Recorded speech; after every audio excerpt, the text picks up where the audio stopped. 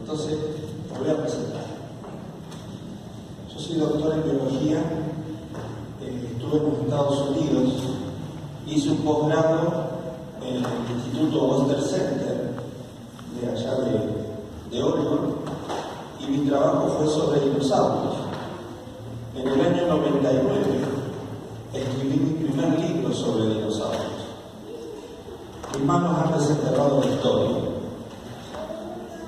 Profeso de creacionismo, soy creacionista de base bíblica, razón por la cual, dentro de la comunidad del CONICET, soy un rebelde. En virtud de lo siguiente, me tocó trabajar en otras áreas del conocimiento científico. Mi último libro trató sobre vida inteligente fuera del sistema solar. Cosa que, mi anteúltimo libro, cosa que les voy a dejar un ejemplar de mi anteúltimo libro sobre exobiología o astrobiología, para que vean que nosotros los creacionistas tenemos una base sólida en relación a la explicación sobre la fe y la historia de la Tierra. Junto con el profesor don Carlos Federico Steger, de Libertador San Martín, director del museo, fundamos una revista ya por el año 2010, que fui director de esa revista, que se llamó Revista Biogénesis. Por ahí andan, en la Universidad Adventista, están todos los ejemplares en la Biblia Unida. Y por ahí andan dando vueltas por todo el mundo.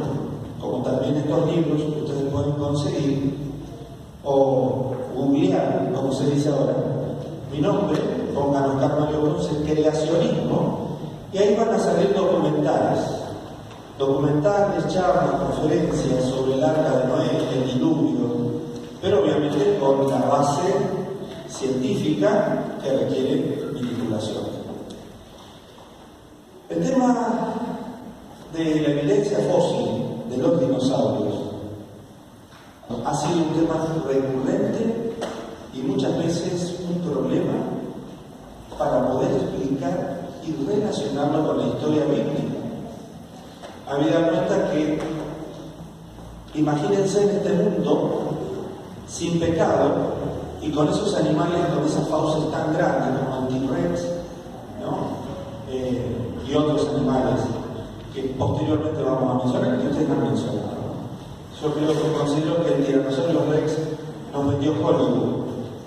En realidad el Carnotaurus sastrei, que se encontró en la Patagonia con mi amigo y compañero de expedición, el doctor Camacho, él ha encontrado, junto con Coria y un servidor, hemos encontrado este animal.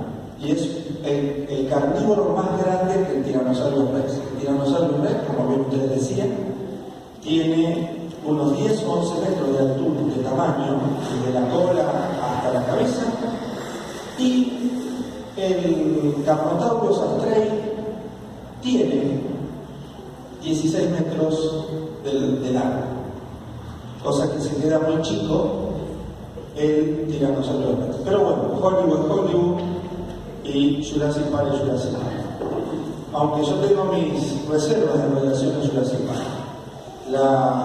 La mitad, por decir poco, la mitad de los animales que se encuentran en la película Jurassic Park no son del periodo Jurásico, sí son del Triásico, y en realidad la película no se debería llamar Jurassic Park, sino se debería llamar Triassic Park.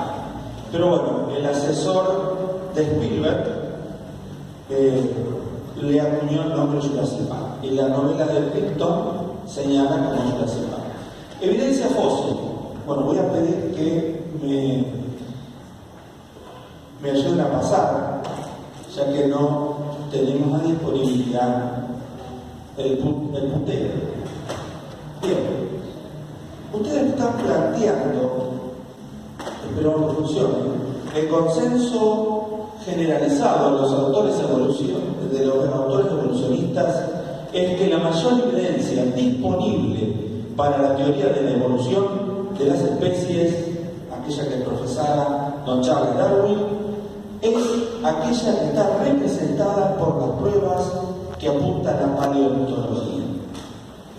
Ahora bien, quiero que entendamos lo siguiente. Estas pruebas, Richard Owen, el padre del nombre de dinosaurios, él acuña el nombre, era el busto de Darwin. Quiere decir de que todo este contexto relacionado a la teoría de la evolución se aplica en el concepto de los dinosaurios. Inocentemente, cuando le pedimos a un niño que pinte un dinosaurio, generalmente lo va a pintar verde. Es más, dinosaurio o reptil gigante o reptil terrible, cuando en realidad no sabíamos si es heterotermo o homotermo, no sabemos si tiene sangre fría o sangre caliente. Pero eso van a ser parte de las respuestas que vamos a brindar a todos ustedes al final de la charla. Yo traje aquí fragmentos de huevos de dinosaurios reales, originales. Esto lo hemos encontrado con el doctor Najor de Sousa Jr. del Instituto Adventista de Encino, el doctor Alan Chadwick de la Universidad de Loma Linda de California, Antonio Cremades de la Universidad de España, el profesor Carlos Federico Steger, el museólogo aquí de Libertador San Martín, que falleció hace un año, bueno, y un servidor también.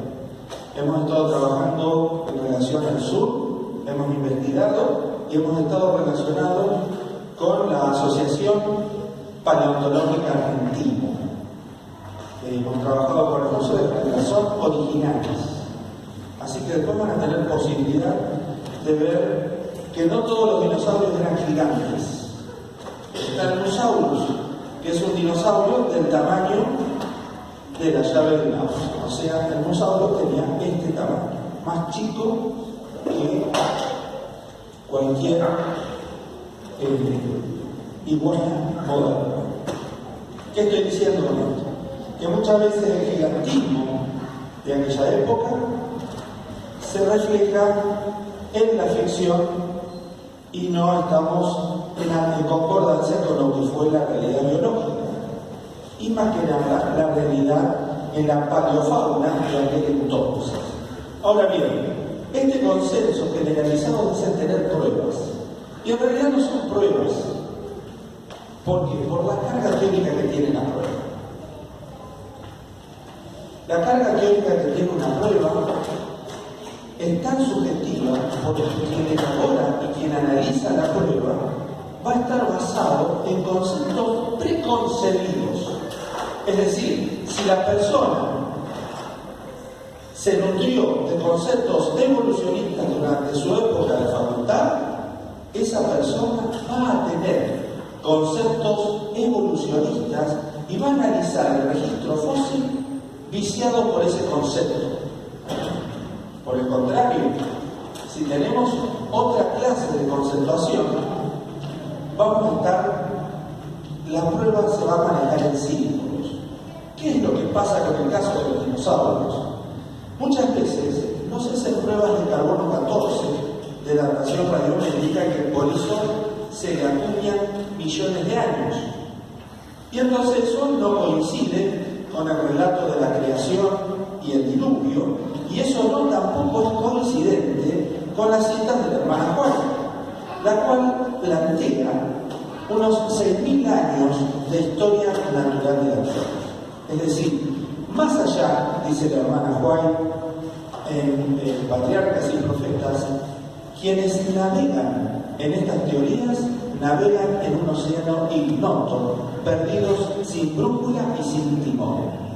O sea, la hermana White acuña muy claramente que cualquier explicación dada para los orígenes que no sostenga la postura bíblica va a estar viciada por aquellos conceptos evolucionistas, que son precisamente aquellos que sostienen Charles Darwin. ¿Por qué? Porque el paradigma evolucionista plantea, primero y principal, que el presente es la clave del pasado. Entonces, si analizamos cómo un bivalvo o un ostracodermo va cayendo de vez en vez al costado de la vera del río y vemos un campo conchífero, fosinífero, por ejemplo, en Antofagasta de Chile, con 50 metros de altitud. Imagínense si tenemos el concepto evolucionista actualista, el actualismo. Millones y millones de años le vamos a atribuir a ese extracto geológico. ¿Por qué? Porque si de a poco van cayendo las ostras marinas arrastradas por el mar, ¿cuánto tiempo es necesario para que llegue a tener 50 metros de alto? Habida cuenta de esto, queda el concepto en sí. La evidencia, la ausencia de evidencia, decimos los creacionistas, es evidencia de ausencia. Pero ese dicho nos dio Gary Simpson, un evolucionista seguidor de Darwin, cosa que al revés también da a entender de que nosotros tenemos posibilidad para la explicación de la historia natural de la Tierra. Preguntas en tensión. Las preguntas en tensión es: ¿qué narra en realidad el registro fósil? ¿Es confiable la metodología del registro fósil? Bueno, primero y principal, ¿qué narra el registro fósil? Va a ser tendencioso siempre, porque no hay testigos presenciales. Segundo punto, va a narrar una tendencia porque muchas veces, si a nosotros le asignamos a cada estrato de la Tierra, y ahora ya les voy a mostrar la columna geológica, cómo se va tejiendo con una columna de papel realmente, porque en la realidad, si le asignamos millones y millones de años a cada columna geológica y encontramos un animal característico, un fósil guía, se llama en paleontología, característico de un periodo determinado de tiempo, nosotros vamos a tener en ese estrato, y muchas veces se va a analizar las piedras, el fragmento, el segmento de ese estrato, que nosotros no tenemos ninguna clase de problema, porque la Tierra pudo haber sido creada en un indefinido tiempo. Si ustedes van al original de la Biblia arranca con el idioma hebreo diciendo: Bereshit bara Elohim shamayim ve'haaretz ve'zaharet tohu vabohu ve'zaharet tohu vabohu. En el principio creó Dios los cielos y la tierra estaba tohu vabohu, estaba desordenada y vacía. Entonces ese nivel de orden, ese desorden, es un acto creativo de Dios que surge en el Bereshit, en un indefinido tiempo. Entonces nosotros podríamos decir tranquilamente que la Tierra tiene miles y millones de años. No nos hace tensión a nuestra postura. Pero lo que sí, Dios en la semana de la creación lo que hace es agrupar y ordenar ese tohu vabohu, ese desorden primero. Entonces después Dios, los días de la creación son 7 días literales, no como sostienen, que dicen ser creacionistas y son mentirosos, embusteros, los testigos de Jehová. Porque en la Biblia de ellos plantean, casualmente hace muy poco en un programa de radio que estoy dirigiendo en San Benito, precisamente hice este comentario. ¿Por qué? Porque ellos plantean ser creacionistas, pero dicen que cada día era 1000 años. Porque para Dios un día es 1000 años. Entonces se sostienen ese versículo bíblico y para querer relacionar el creacionismo con el evolucionismo y no tener problemas con ninguna de las dos partes.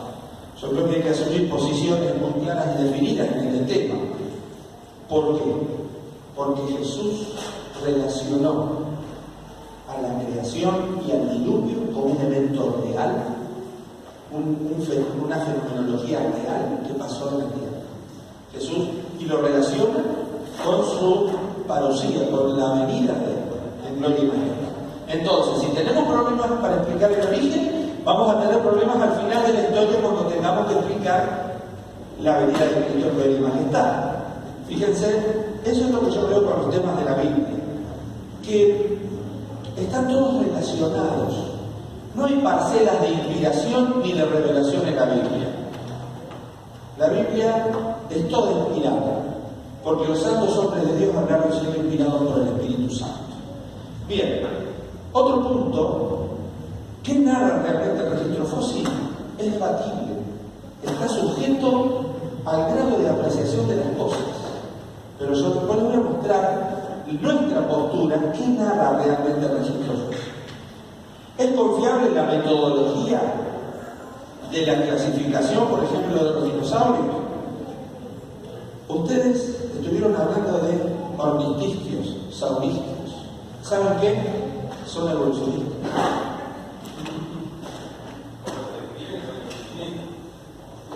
Y si hablamos de ornitisquios y de saurisquios, estamos marcando una tendencia dentro de la cultura evolucionista. Porque Richard Rowell, el bulldog de Darwin, era el pedernero evolucionista. Tal es así que dentro de la epistemología biológica, que es la ciencia que estudia la ciencia, dentro de la epistemología biológica vamos a encontrar en alguna literatura a las opiniones de Stephen Gould. Stephen Gould decía, señores, acá no hay, porque si hablamos de eslabones perdidos, como siguen tan perdidos, es más, ni siquiera yo me doy el permiso como creacionista de hablar de eslabones perdidos. Porque si hablo de eslabones perdidos estoy diciendo que alguna vez existieron. Entonces yo voy a hablar de eslabones inexistentes. ¿Por qué? Porque un creacionista tiene que decir que Dios hizo todo según su género, según su especie. Como dice Génesis capítulo 1, 2 y 3, perdón, 1 y 2, dice eso, según su género, según su especie. Entonces, hablar de eslabones perdidos, estaríamos hablando precisamente de ese concepto, que estuvieron en algún momento y que ahora se lo está buscando. Entonces, hablar de ornitisquios y saurisquios ya se están dando cuenta por dónde voy. Pelvis de ave. Entonces, ¿qué quiere decir? Que los ornitisquios, pelvis de ave, que es el dinosaurio, es el abuelo del tatarabuelo de la gallina que anda por ahí dando vueltas por esta zona avícola de Crespo. No. Los crepeces no crían dinosaurios evolucionados. Ni tampoco pensar en saurisquios, porque estaríamos diciendo que los reptiles modernos evolucionaron de aquellos, de los de pelo de las cadenas de reptil. No, los dinosaurios son una variabilidad tan diferenciada biológicamente como se puede llegar a distinguir un animal, por ejemplo, un carnívoro o un herbívoro. Los clasifican por los hábitos alimentarios, se los clasifican por las garras. Por ejemplo, a algunos les llamó la atención, expositores anteriores, le llamó la atención de que era un carroñero el tiranosaurio Rex. Bueno, no lo sabemos. Ese fue mi gran debate con Carlos Federico Ortega. No lo sabemos si el tiranosaurio Rex era un carroñero, porque tenía músculos en el cuello, cosa de que mordía y distribuía para desgarrar, no necesitaba. Pero hay un tema, hay un sentido de diseño en la naturaleza. Dios hace las cosas de su gran sabiduría y por algo las hace. Por ejemplo, se creía que era inútil el pulgar del panda. El pulgar del panda se decía que era un órgano vestigial, que antes había sido otro bicho y que ahora es un panda. Pero resulta ser de que ese pulgar le sirve al panda para doblar la hoja de bambú para comerla. Si no tuviera ese pulgar, se moriría de hambre. Entonces Dios hace las cosas con un sentido.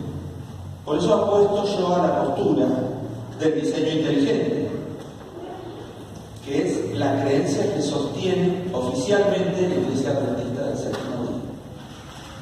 La idea del diseño inteligente. Que a propósito está, acá no está tanto, pero en otros lados de Estados Unidos está muy fuerte. Yo tuve la oportunidad de estar 5 años allá y conocí una universidad adventista que se cerró por eso.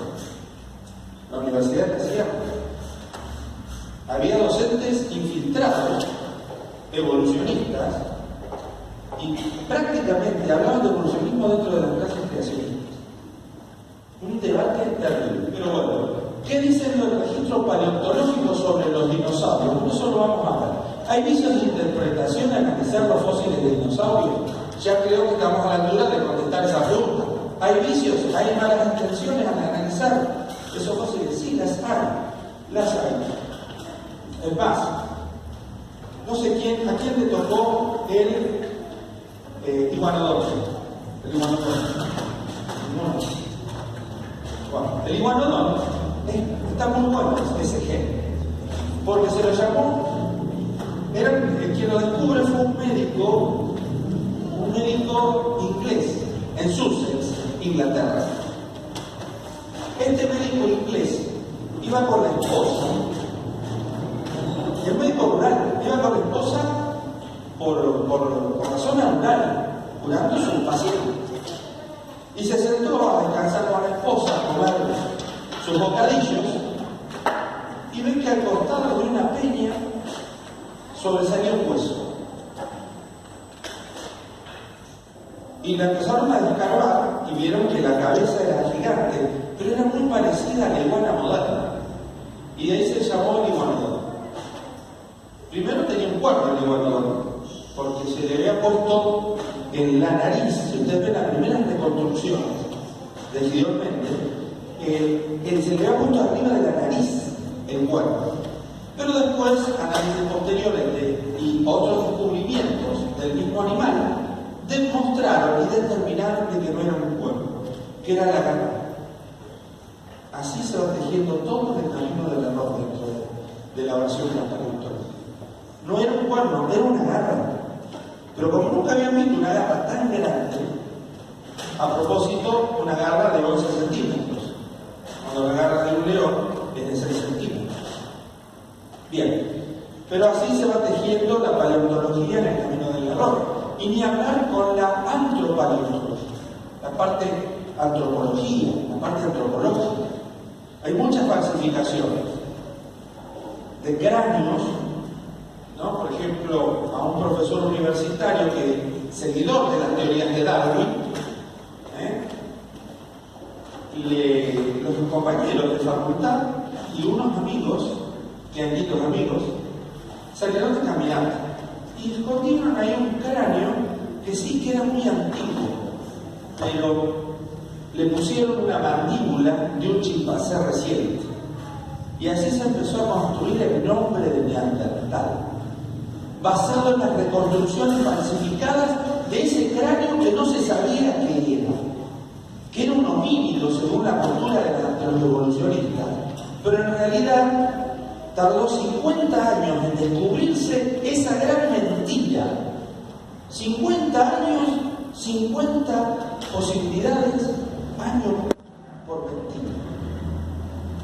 Eso fabricó las ideas de los libros de texto, de que el hombre se va perdiéndose hasta llegar al Homo erectus y después al Homo sapiens y ahora el sapiens sapiens.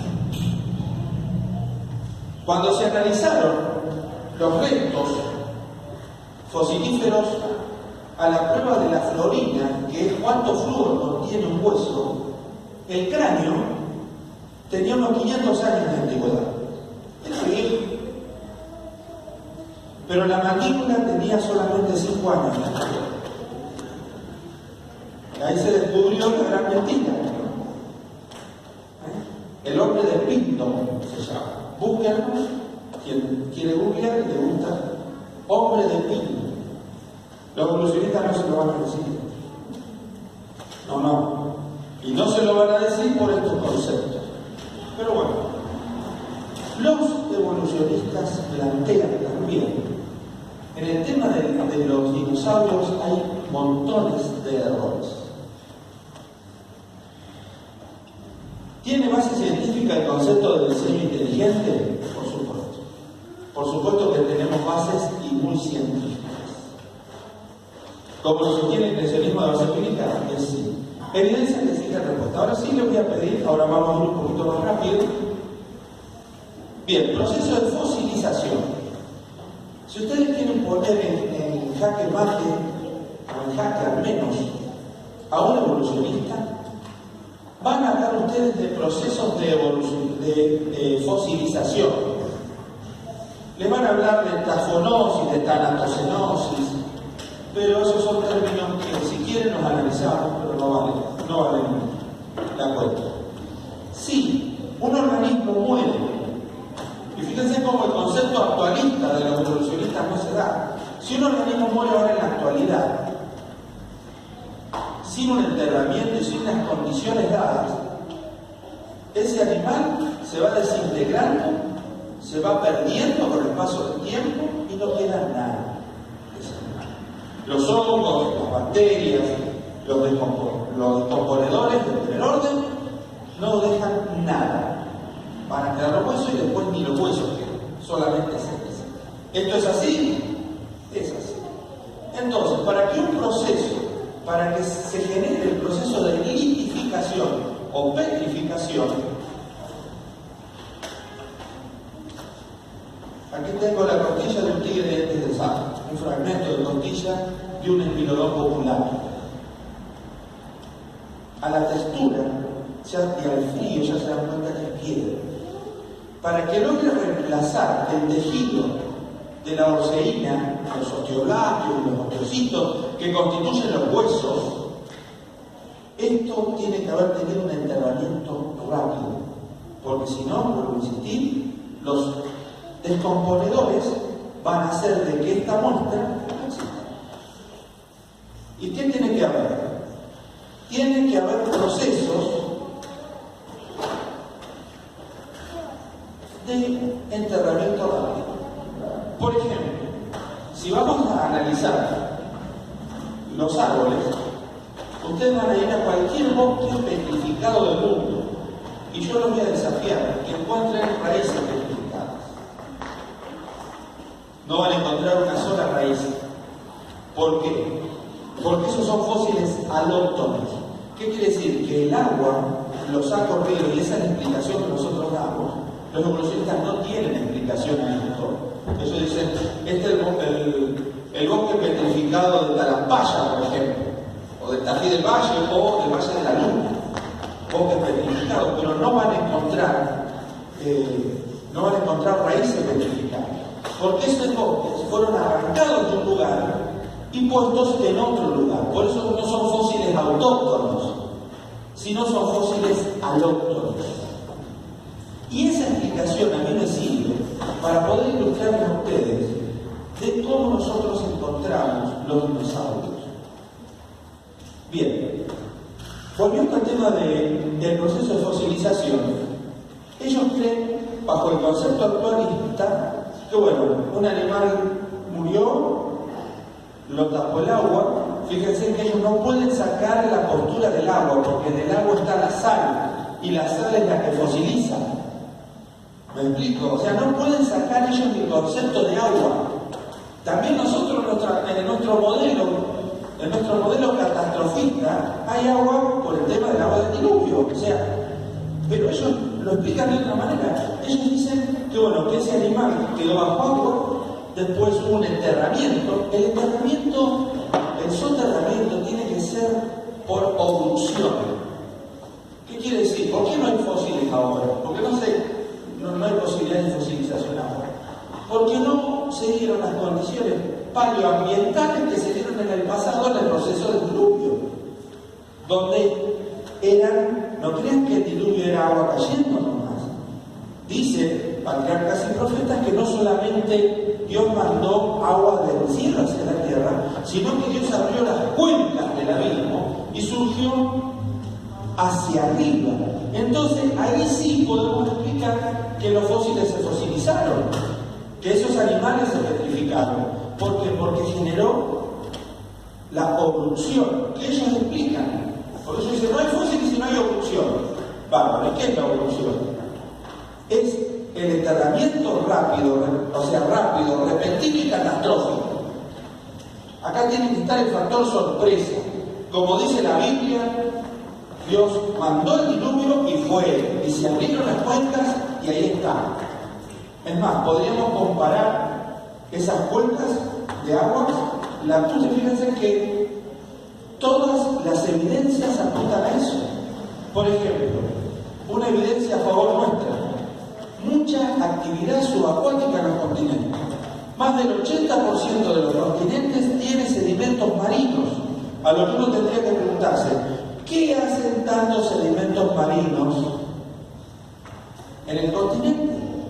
Es porque evidencia que el mar estuvo alguna vez ahí, ¿verdad? Si no, no habría tantos sedimentos marinos en los continentes.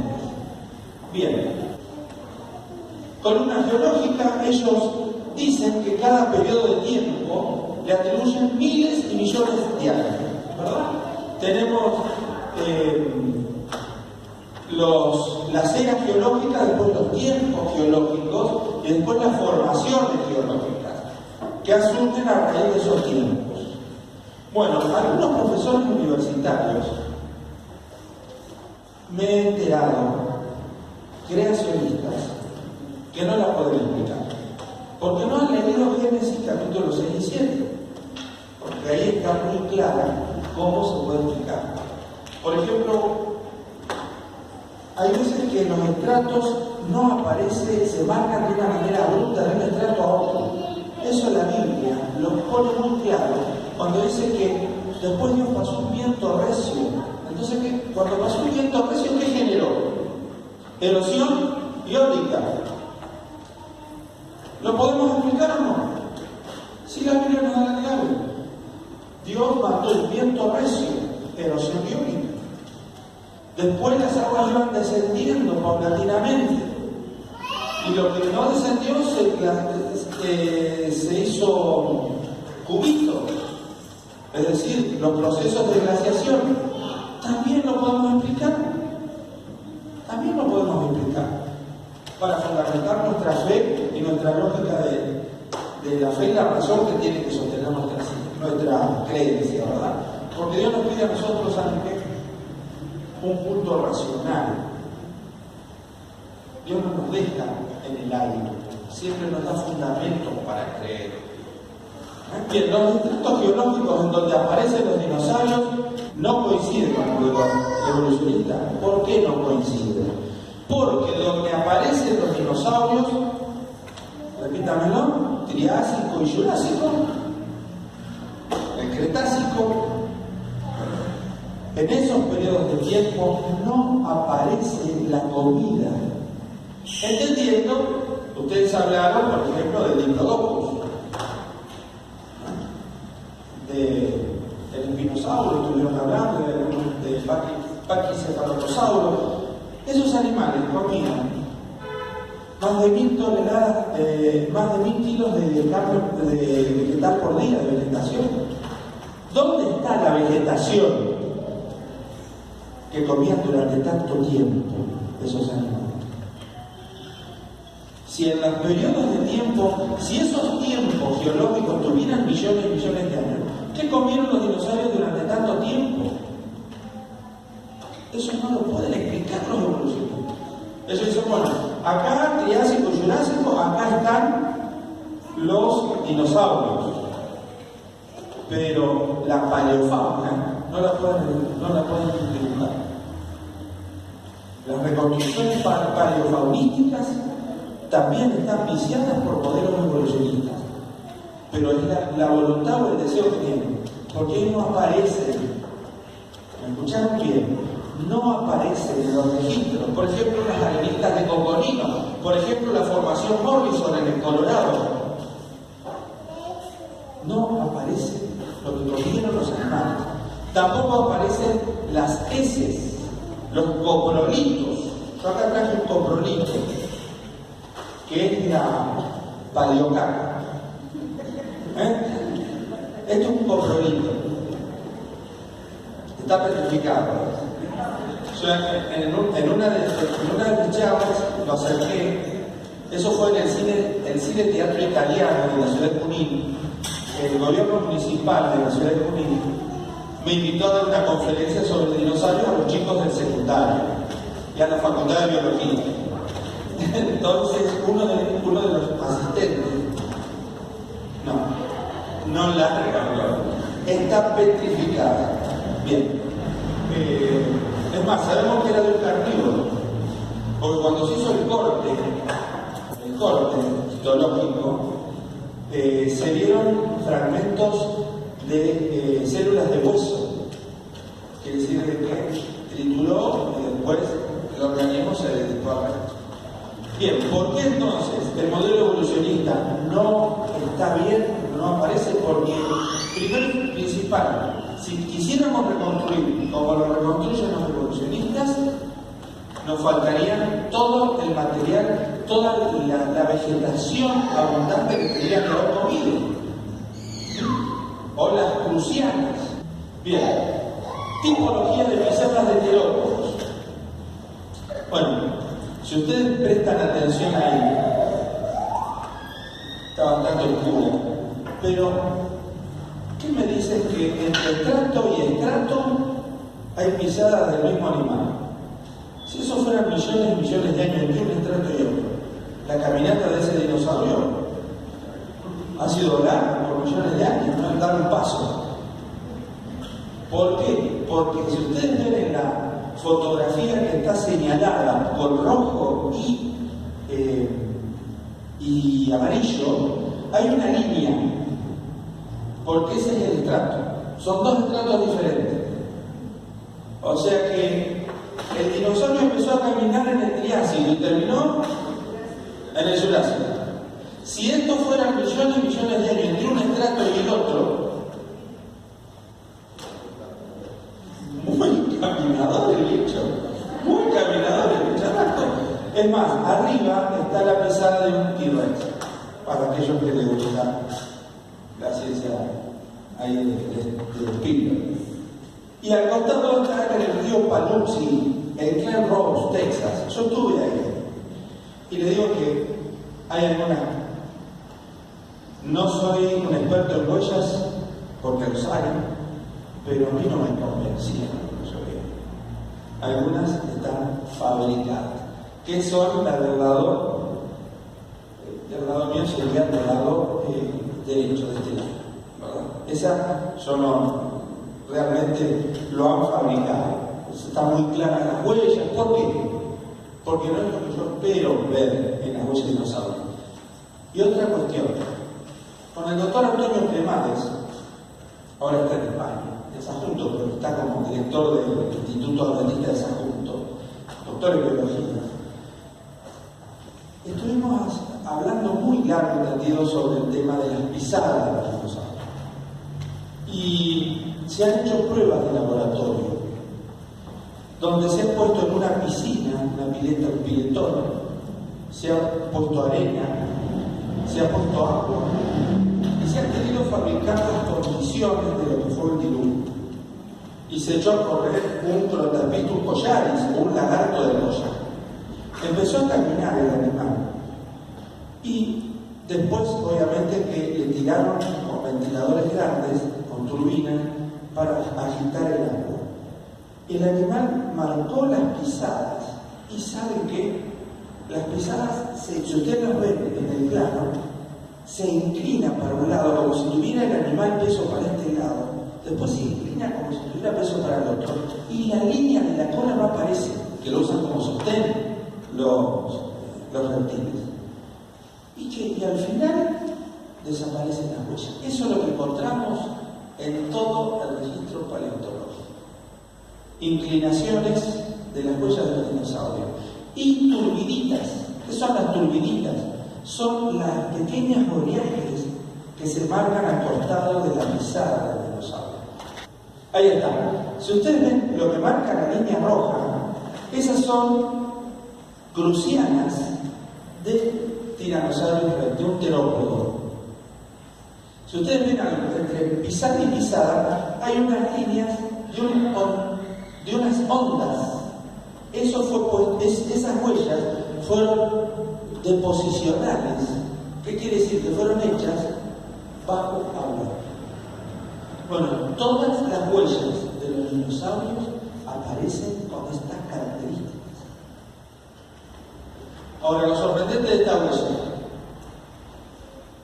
se encontró a 1700, en la China se encontró, a 1700 metros sobre el nivel del mar. Pero es una evidencia seria para nosotros los creacionistas. Lástima que aparecen solamente en los libros especializados. Por ejemplo, en la revista Mejiniana de la Asociación Paleontológica Argentina. Muestra que se está sobrevalorando la prueba científica del modelo actualista, porque la evidencia disponible señala que en las formaciones geológicas en donde generalmente se encuentran no aparece la cantidad de comidos. Eso lo habíamos hablado, ¿no? ¿Y qué comieron durante tantos millones de años? Otro punto interesante a tener en cuenta, que en la formación Morrison tampoco se encuentra evidencia de una correcta distribución proporcional entre animales herbívoros y carnívoros. En la formación Morrison, que supuestamente tiene millones de años, no aparecen en una proporcionalidad como se dan. Por ejemplo, sabemos que los carnívoros son menos que los herbívoros. Eso en toda la naturaleza así. Bueno, en la formación paleontológica esa no aparecen restos de herbívoros, solamente de carnívoros. Evidentemente nosotros podemos explicar que eso no son millones de años, sino que esa fue una región geológica determinada que fue evolucionada por el diluvio. Esa es una explicación que nosotros bien podríamos decir y tendríamos fundamento científico para así decirlo, por todas las evidencias que aquí tenemos. Sigamos.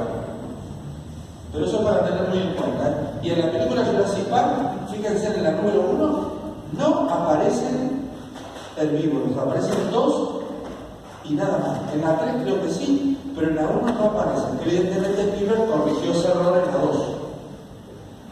Bien, lo que sí dice el registro fósil es que en todo proceso de fosilización está presente el agua y es un enterramiento rápido y catastrófico, como lo sugiere la Biblia en el libro de Génesis. Y ahora voy a valerme para que lo vean, lo vamos a pasar. ¿Esto qué es? Un bivalvo. Nuestra cola de un auto. Esto es evidencia de evolución.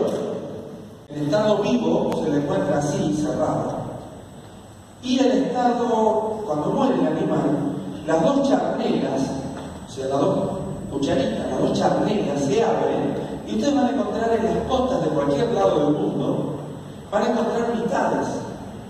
Porque cuando el animal muere, se abre y se dispersa, y como es tejido quitinoso, una clase de célula como la de la momia, quitina,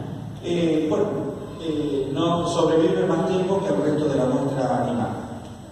Ahora bien, este bivalvo, encontrado en el arroyo de Ensenada, cerca del Libertador San Martín, está adentro, pero lo sorprendió la muerte porque quedó adentro. Esto es lo que nosotros podemos esperar de una catástrofe global, que no le dio tiempo al animal a salir. Murió en su casita. Pero esto lo podemos encontrar en todas partes del mundo y en cantidades abundantes, en los yacimientos paleontológicos. Yo lo voy a pasar para que lo vayan viendo, para que analicen el proceso de fosilización. Y también voy a pasar un pedazo donde se le hizo un corte y se ve el animal petrificado también. Lo vamos a pasar, por favor, observenlo. Yo acá tengo gentileza del Museo de la Plata, me han regalado esto en algún momento. Entonces, si quieren verlo con la lupa de paleontología, se ponen así y pueden observarlo y van a ver todos los detalles de esa muestra fósil. Ahora vamos a seguir, por favor. Evidencia de un enterramiento repentino y catastrófico en el caso de los dinosaurios. Bien, las pisadas de los dinosaurios, los ángulos de pisadas de los dinosaurios determinan que todas las huellas, o casi todas, fueron hechas en situación de urgencia y bajo agua. O sea, rápido, porque cuando tú corres, cuando ustedes corren, generalmente el peso lo inclinan hacia adelante y se marca más las uñas, si no se las cortaron, se marca más que el talón. Eso es lo que aparece en todas las huellas de los dinosaurios. De algo los asustó, de algo le temían, algo corrían, por algo corrían esos animales. Y generalmente fíjense a las alturas que se encuentran estas huellas, no en la planicie, ¿sí? Ellos van a decir que bueno, que son ligeros inclinales y todo eso, pero no les crean. Posición, esa fue la tapa de mi libro, de mi primer libro ya en el 99. La posición de angustia, de temor, la cabeza buscando la cola, es un concepto de evolución o muerte súbita. Cuando el ser humano se asusta, ¿qué es lo que hace? Vuelve al estado fetal. Los dinosaurios, cuando se asustan, vuelven al estado del huevo, son ovíparos. Y fíjense la cabeza buscando la cola. Eso también puede ser evidencia de una muerte repentina, o al menos ese animal murió asustado. Sigamos. Evidencia de muerte por anoxia, o sea, falta de oxígeno. Fíjense en la boca abierta y la contorsión dorsal. El animal fíjense, abrió la boca buscando oxígeno y se fue hacia atrás. Eso también es evidencia de que un animal, ese dinosaurio, murió buscando oxígeno. Es de esperar de un ahogamiento, ¿verdad? Y de un enterramiento repentino, lo sorprendió. Aquí tenemos también otro ejemplo de un animal cuya cola toca la cabeza, ¿verdad? Ahí tenemos toda la columna vertebral. Sigamos, por favor. Y aquí está ya relajado y estirado en el museo. Creo que es en el Museo Smithsoniano de los Estados Unidos. Principios evolucionistas de clasificación de los dinosaurios. Yo ahora me tengo que pelear con todo lo que dieron la parte. Pero bueno, espero que me indulten. De acuerdo a la postura que ustedes dijeron, los rictios y saurídeos, los dinosaurios se clasifican así, ¿verdad? Saurópodos y ornitópodos para otros clasificadores. Sigamos. Ya estamos casi terminando, ¿eh? Así que las últimas 8 horas de mi charla son más densas que 9. Ornitisquios es uno de los dos órdenes de dinosaurios. Bueno, vivieron desde el Triásico superior en el Carniano y el Cretácico superior en el Maastrichtiano. Saurisquios es un orden de dinosaurios perteneciente al superorden de los dinosaurios, aparece en el Triásico superior y se diversificaron, según los evolucionistas, durante el Jurásico y el Cretácico. Pelvis de ave, pelvis de reptil el primero y pelvis de ave, de ave el primero y pelvis de reptil para los saurópodos. Sigamos. Y ahí vemos el tipo de pelvis. En realidad no es la pelvis, es el isquion. Ese hueso lo tienen los dinosaurios, no lo tiene otra especie.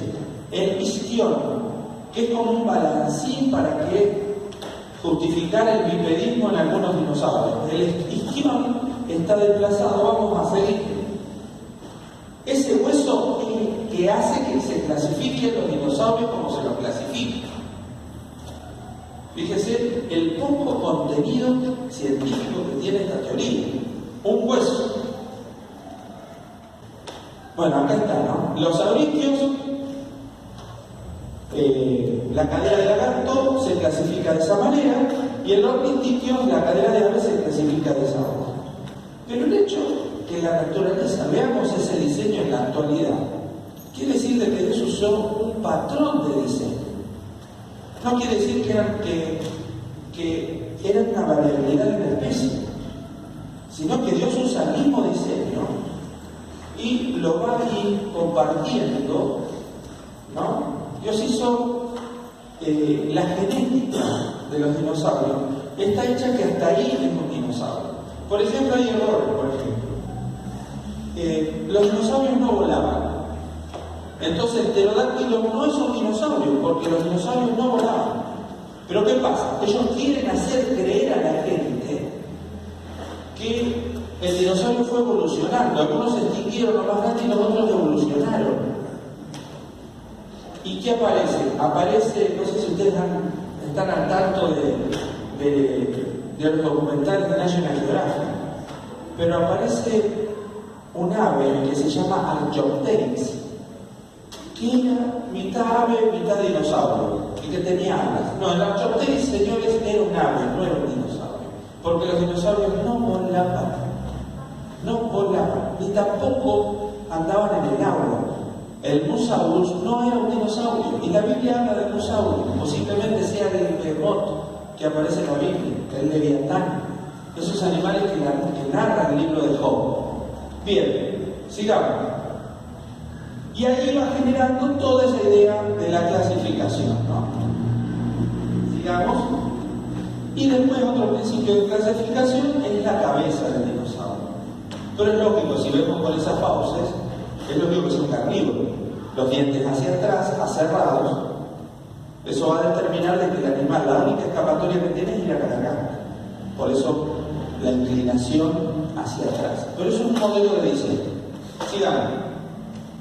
Bien, el concepto de clasificación se encuentra viciado por: se pretende probar que las aves descendieron de los dinosaurios, ornitisquios. Y el otro punto viciado es que se pretende probar que los reptiles descienden de los saurópodos. Eso es lo que quieren probar con esta historia de los dinosaurios. Por eso los pintan de verde. Pero ¿saben qué? Todavía no se ha encontrado el tejido de la piel de los dinosaurios. O sea que no sabemos qué color tenían. Y pintarlos de algún color incide sobre qué? Sobre si tenían sangre fría o sangre caliente. Lo cierto es que esta teoría de las clasificaciones no posee pruebas contundentes. Primer punto.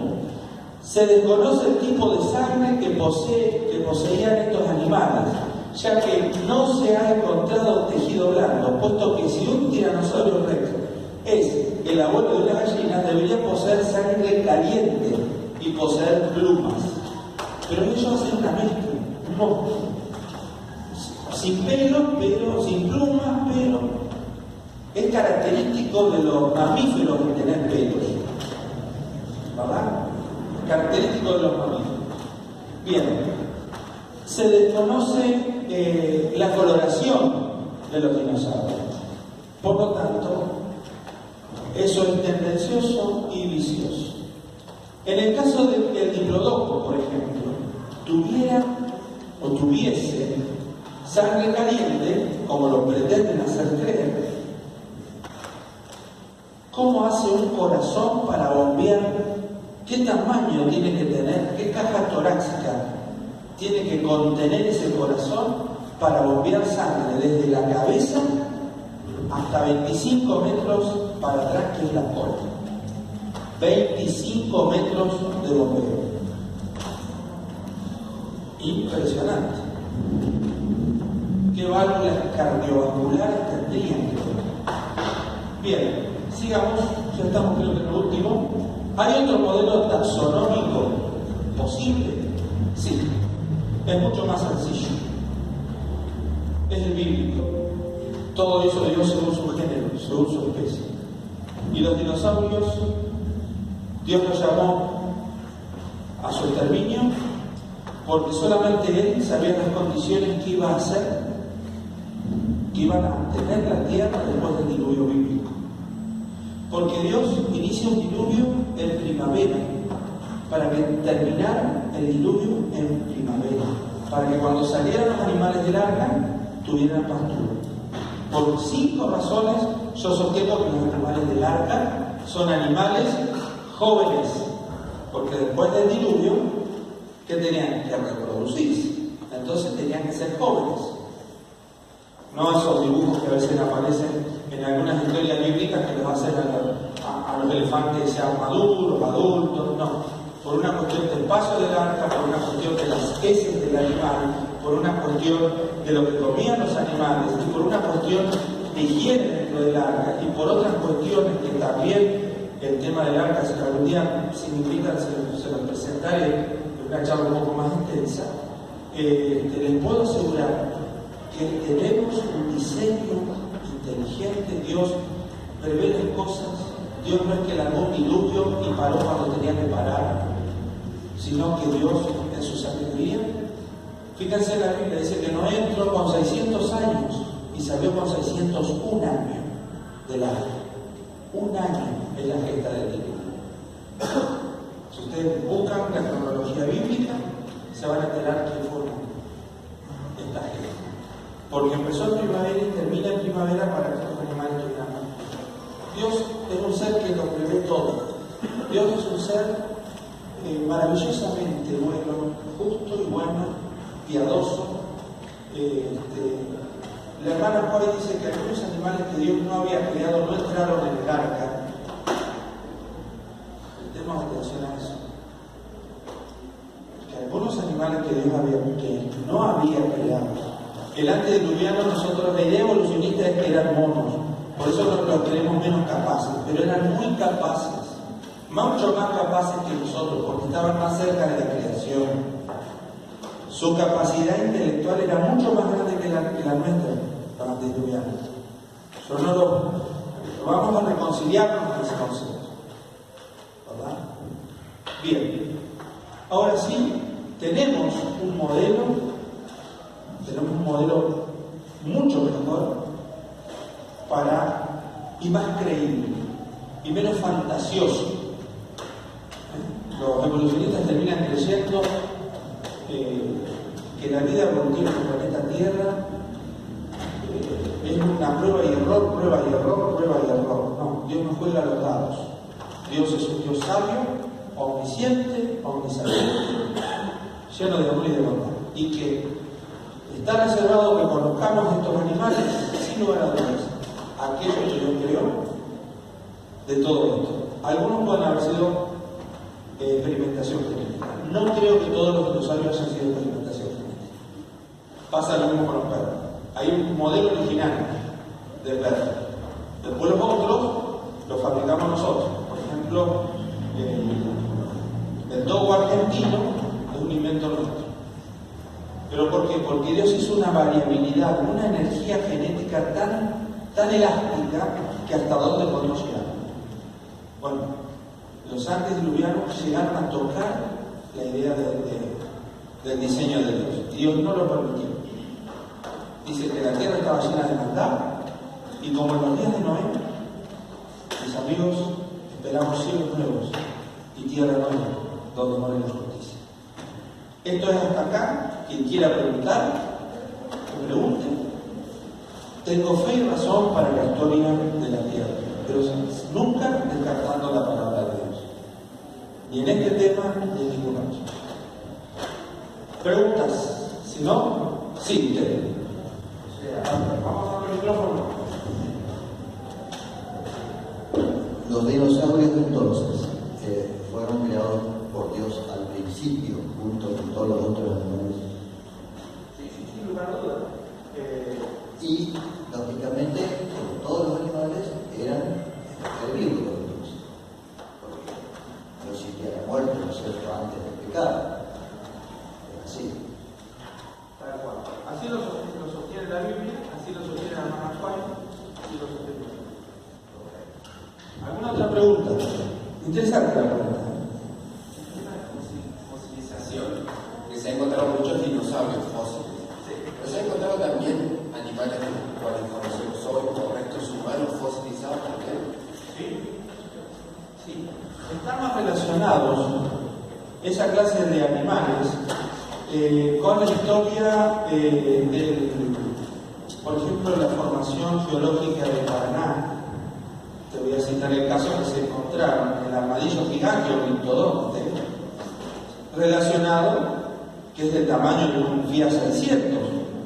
Si tú te vas al Museo de la Plata, es más, yo he encontrado muchos caparazones aquí en la zona, fragmentos. Y precisamente esos fragmentos de esos animales acorazados, también con algunas características de que con la cola con tejido quitinoso para golpear a otro, se han encontrado relacionados a restos fósiles. Lo que no se han encontrado, dinosaurios relacionados con los restos fósiles. ¿Por qué? Porque el diluvio tuvo una acción selectiva, la acción selectiva del agua del diluvio.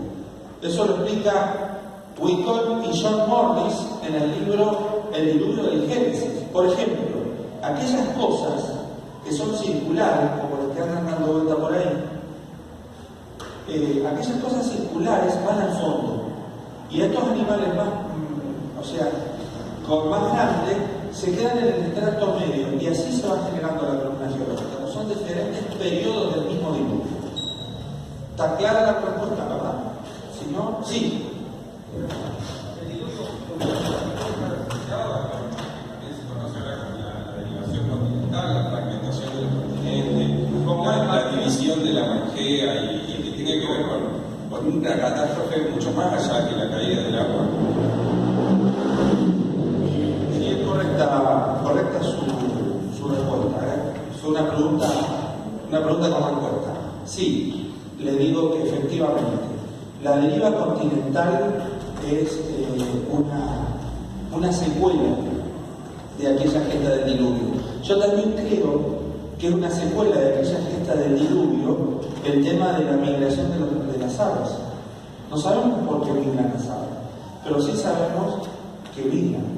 Entonces eso podría ser una distribución dirigida por Dios para que los animales se distribuyan, porque tenemos que explicar cómo llegan los animales a las Américas. Y es más, los mismos fósiles que hay en Sudamérica los vamos a encontrar también en Australia. Sí, tal cual. Entonces podemos explicar, fundamental esa cuestión.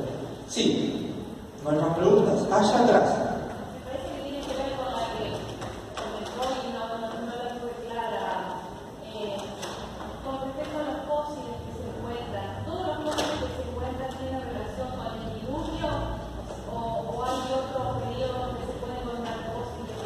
Mire, el proceso de fosilización puede ser por el agua, la evolución por el agua, puede ser por brea. Por ejemplo, usted va al rancho de la Brea en California y va a encontrar 5.000 o 10.000 animales en un pedazo de terreno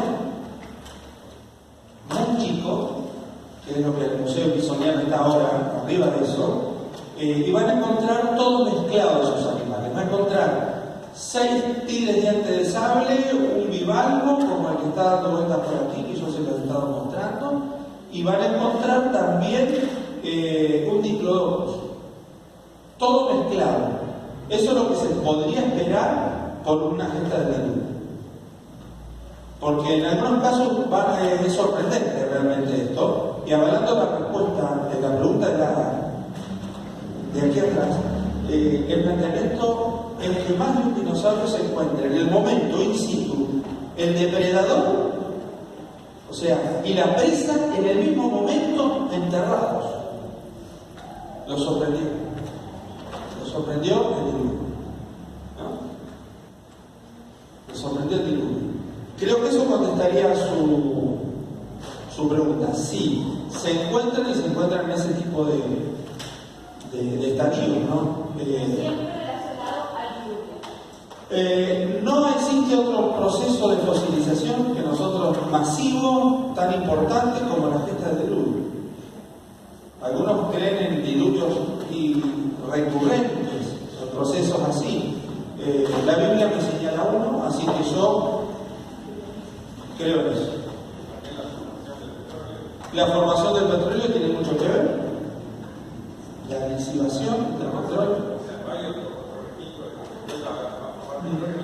No hay otro registro. Por eso nos vamos a acuñar esta postura, que es la bíblica y me parece la más acertada. ¿Alguna otra pregunta?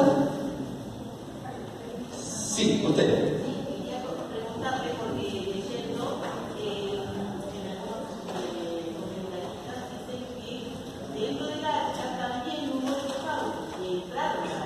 Algunos animales que hoy podríamos decir dinosaurios, es una postura de...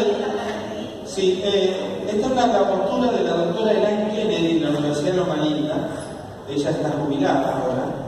Elaine Kennedy sostiene, estuvo investigando aquí en la Argentina la cantidad de los huevos de dinosaurios. Y ella sostiene, en su tesis, sostuvo eso, que algunos dinosaurios entraron al arca y que se extinguieron después por alguna otra cuestión.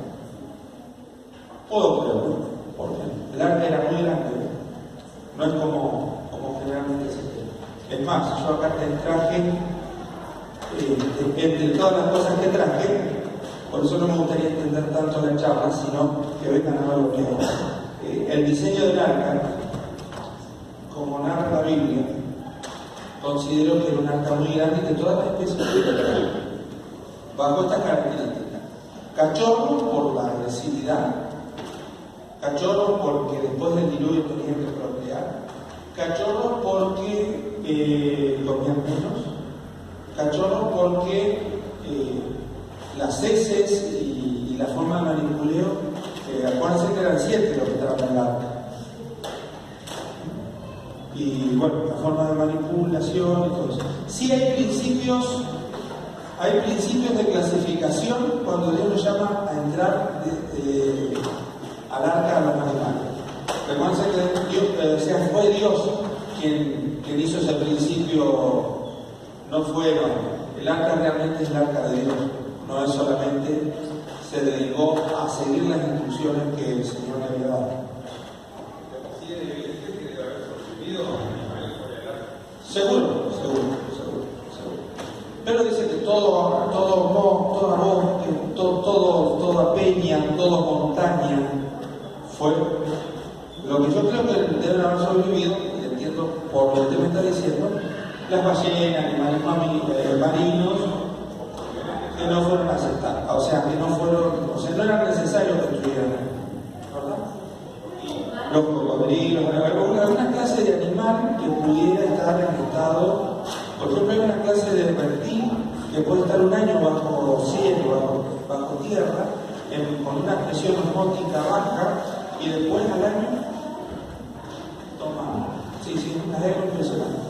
Bien. Sí.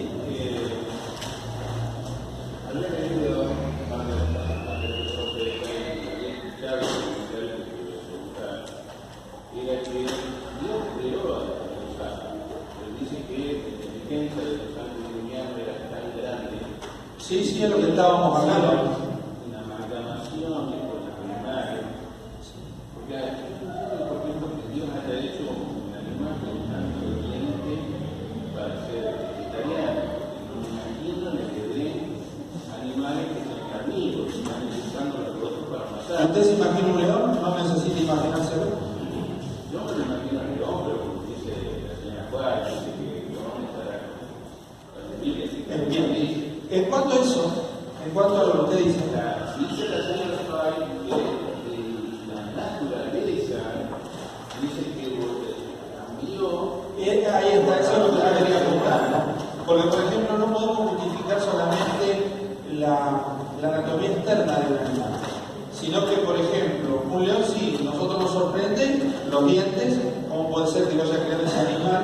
La ferocidad de las garras retráctiles que tienen los tigres, los leones, hasta el mismo gato doméstico. Pero no solamente es eso, tienen un aparato digestivo más corto que los herbívoros porque hace la digestión más rápido, entonces tienen que evacuar su intestino más rápido, eso es aparato. Hay principios ahí detrás.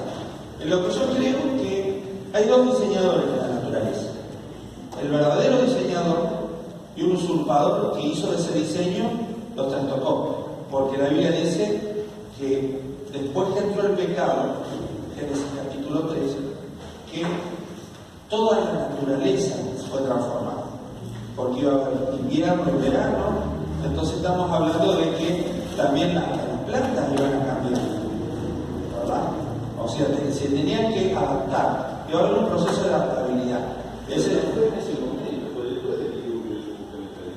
Aguarda un segundo. Eso fue el origen. Pero después de esa naturaleza ya quebrada, después de esa naturaleza ya debilitada, el hombre hizo su parte. La hermana Juay plantea que hizo su parte. Y lo que sí no le podemos agregar a la hermana Juay el epíteto de decir que la hermana Juay dijo tal cosa. No, porque no lo podemos estirar al concepto de la hermana Juay. La hermana Juay dice muy claramente que el antediluviano hizo amalgamaciones de bestias. Hizo amalgamaciones. No sabemos si fueron los dinosaurios fruto de esa amalgamación, que usaron esos pobres animales que Dios había creado y los deformaron, como nosotros estamos deformando los perros, y algunas variabilidad de peces también, ¿verdad? Inclusive ahora estamos atacando al maíz. ¿Sabe de que, por ejemplo, el CONICET está sacando algunos,